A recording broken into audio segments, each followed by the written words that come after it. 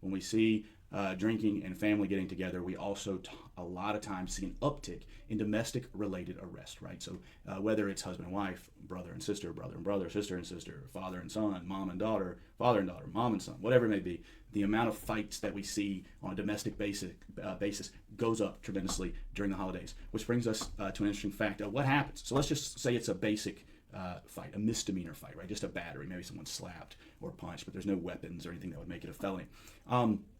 I want to talk about bond in that scenario. So if you're charged with a misdemeanor, you're guaranteed a bond. The judge can't deny your bond if you're charged with a misdemeanor. Sometimes the judge messes up, maybe on purpose, maybe not, but we have certainly had cases where judges deny bond on misdemeanors. What do you do in that situation? Well, it's time to put up a little bit of a fight, and there's a couple of different ways we can go about it, okay? A lot of times the prosecutors are willing to make this right. They know that bond has to be granted on a misdemeanor, and a lot of times they will consent to a bond. Sometimes they may not like the person, though, and they may say, I don't know. I don't like this. We're not going to give them a bond.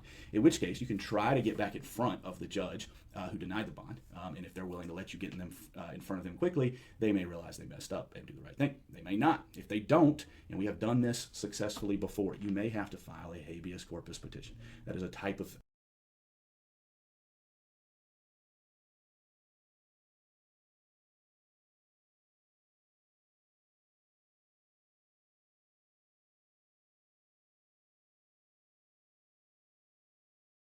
motion basically that says, hey, I'm being held illegally, right?